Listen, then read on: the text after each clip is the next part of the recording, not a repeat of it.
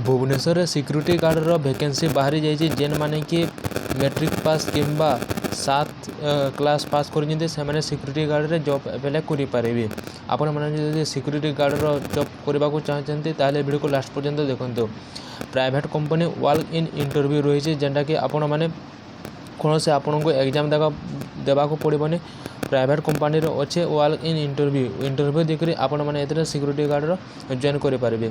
Bhubaneswar multiple company hiring करुँचे जेनटा कि आपंकर salary रही 12,000 ରୁ 22,000 आपंकर प्रति मंथ आपण मानक मिल। क्वालिफिकेशन देखुए जेनटा कि 70 एवं मैट्रिक जेनटा कि आपण मैंने 7 एवं मैट्रिक पास करते आपण मैंने जॉब पाइपर। फ्रेशर पिला माने एप्लाय करेंगे। ड्यूटी आपण हिसाब से डे किंबा नाइट रे आपण मैंने ड्यूटी करेंगे। एरिया रही जेने कि पटियार रही जयदेव विहार रही बरमुंडा और रसुलगढ़ आपण मैंने सिक्यूरीटी गार्डर चाकरी करेंगे।